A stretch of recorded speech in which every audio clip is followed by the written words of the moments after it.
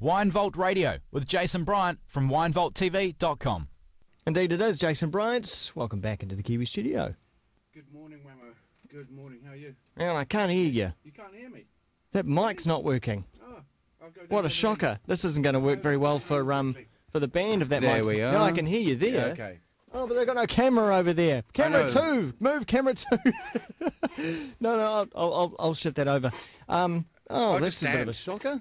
Why's that mic not working? Perhaps there's just a little connection there. That wasn't planned at all. Loose connections, see? It sound like amateur hour here on Kiwi. Never an amateur. But you Always see, a I don't know. Consummate professional. I don't know. A mic's not working until someone speaks in until it. someone speaks in it. Go drag that chair over as well so you can sit down. Because I don't want you standing. I need you to be relaxed. Now, social media within the New Zealand scene, that's what we're here to discuss. Are we? I thought we were talking wine. Wine. I always get confused. There's a very grey kind of area in the middle between wine and social media in my life. I don't want... I mean, I don't want to get all negative this morning. You don't want me to get negative on things?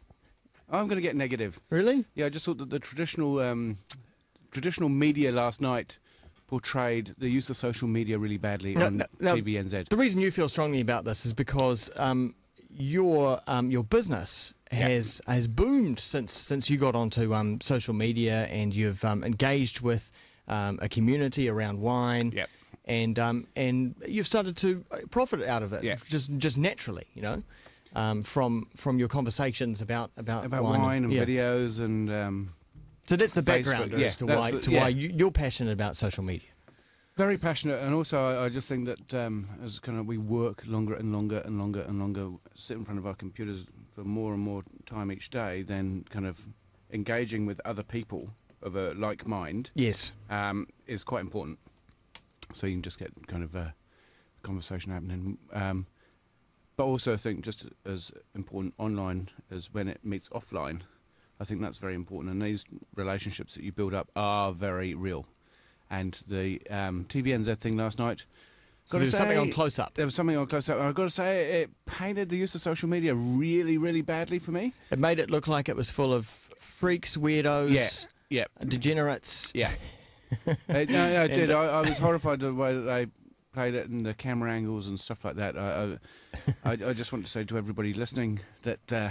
it's not like that. You're a pretty ordinary, sort of normal person, are you? You know, apart from the Twitch. Of a very normal arc, right? I would like to consider myself as normal. There were a few outrageous statements made by some people on that item about social media. I think one of them was if you're not on Twitter, then you probably don't have friends or something. I don't know if there was any sarcasm or irony thrown in there, but it didn't feel like it to me. I did feel that was slightly kind of sarcastic and everything like that. But yeah. So it's interesting the way TV can cut things. Yeah, absolutely. It can make you look and sound like a wacko. Mm. So yeah. As we've seen. There was one good thing I did take out of it. There was an expert. What's his name? Julian. Yeah. From Canada. Is he Canadian? Yeah, he's Canadian. He did say that not everyone's tweet stream is for everyone else. So you choose who you choose. You choose to the channel that you want to basically tune into. And so, if inane daily routines and boring, I'm having toast with jam tweets are not your thing, you don't have to follow it, but it might be someone else's thing. And I took that point, and that's a very good point. And so I won't be following the people who tweet about their jam and toast. But also, kind of, if they tweet about it once a day, then they then give you some really good content or kind of engage with you on a really good level, then I think it's really good. But if it's I'm now going to the toilet, then I'm going to leave the house, I'm hopping on the bus, and look what I saw out of the bus window. Yeah. You don't need to know that. No. But then again, it's not all for business either. There are a few people out there right now who are wanting Twitter and social media just to be used by business, and I disagree with that because you need an audience. Everybody needs an audience as a business. It's about, and personal engagement. And so without those individuals, there is no social media. And social media is social. You are allowed to talk about what you have for breakfast. Good point. Yeah. And because that's exactly, my friends would say, "Oh, are you having a good morning? I saw you at the cafe. What do you have?" And I'll say, oh, I had something for breakfast. And then, oh, what are you doing this afternoon? And that's all general conversation. It's just because we see it in the written word that it's a bit more fixed, that we get a bit kind of more upset by it. And I suppose, because everyone's stream of Twitter consciousness is different. Yeah. Some can appear louder than others, and that's when absolutely. It gets out of kilter, perhaps. Yeah. And that's how, therefore, it's up to you to alter your stream so that everything's back in balance. Yeah. Yeah. I mean, we are individuals. We do choose who we follow and listen to. Yeah. It's an individual choice, and that's the nice thing about it. Yeah. You don't have to follow everybody. You don't have to follow everybody.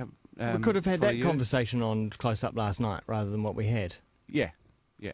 Anyway, we're not here to talk that. Are I've got that off my chest now because it bugged me. We're here wine. to talk wine. Now, this is from a Pinot producer that's probably more famous for their Pinot, Rockburn.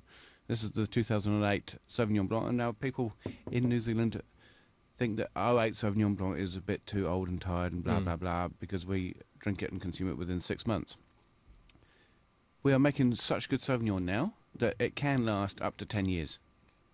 Is that right? Yeah.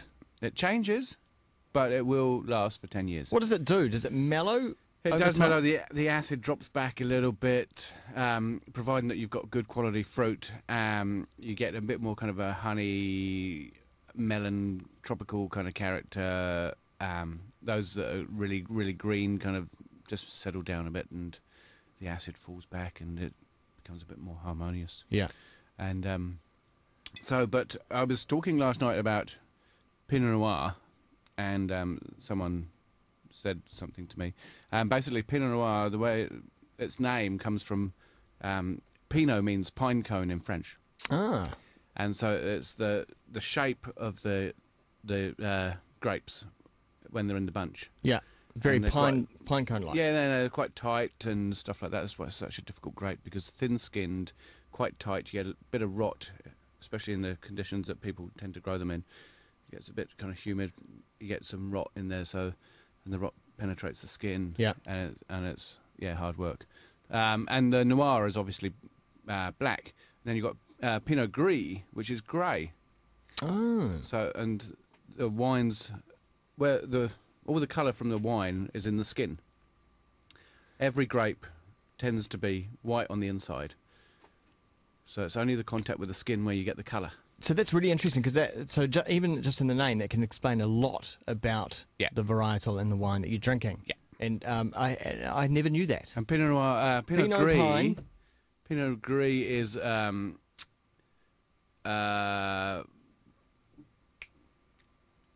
I forget the word. It's escaped me. It was on my tongue. It was not a clone of a different clone of Pinot Noir.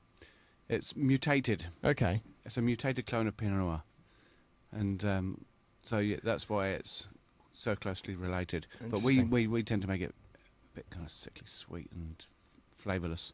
The Gris? Yeah, right now, I tasted a French one, and it was, even at the kind of fairly basic entry level, it was pretty good relative to our top end ones. Shall we tuck into this Sav? We should, otherwise we're going to run out of time.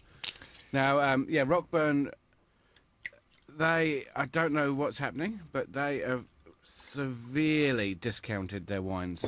Cheers. Yeah, because Rockburn has always, for me, been not a premium, but certainly a mid-range. So Pinot was always premium. It was at kind of like $35-40 before a lot of others were. Okay. And now, and their Sauvignon was like 20 plus. Now this is $10.90 right now. Whoa. Strong on the nose. That's cheap.